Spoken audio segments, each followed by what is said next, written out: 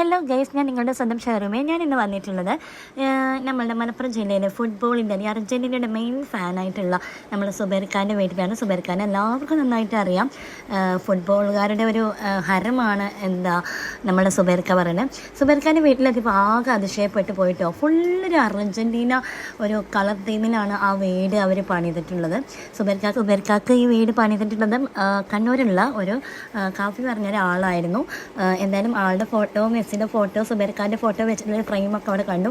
പിന്നെ ഞങ്ങൾ അതിശയപ്പെടുത്തിയത് ഒരുപാട് മൊമെൻറ്റ്സുകളാണ് സുബൈർഖാക്ക് അവിടെ കിട്ടിയിട്ടുള്ളത്. സുബൈർഖാൻ്റെ വീടാണിത്.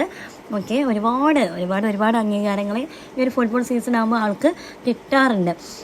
ആളൊരു സാധു മനുഷ്യനാണ്. ഒരുപാട് കാര്യങ്ങൾ നമ്മളെക്കാൾ കൂടുതൽ ഫുട്ബോളിനെ കുറിച്ചും ആഫ്രിക്കയിലുള്ള ഫുട്ബോൾ ടീമിനെ കുറിച്ചും അവർ എല്ലാ ടീം മെമ്പേഴ്സിൻ്റെ പേര് വരെ നല്ല രീതിയിൽ അറിയുന്ന ഒരാളാണ് സുബൈർഖ. ഒരു സീസണാണ് ഇപ്പോൾ എല്ലാവരുടെയും. യൂട്യൂബിലായാലും ഇൻസ്റ്റാഗ്രാമിലായാലും ഒക്കെ സുബൈർഖ ഇപ്പോൾ ഒരു ഹരമാണ് ഫുട്ബോളിൻ്റെ ടൈം ആയാലും. അങ്ങനെ ഞങ്ങളുടെ ഐബ്രഡ് ക്യാമ്പസിൽ നിന്ന് ഞങ്ങളൊരു ഇൻ്റർവ്യൂ ചെയ്യാൻ വേണ്ടിയിട്ടാണ് ഞങ്ങൾ പോയിട്ടുണ്ടായിരുന്നത്.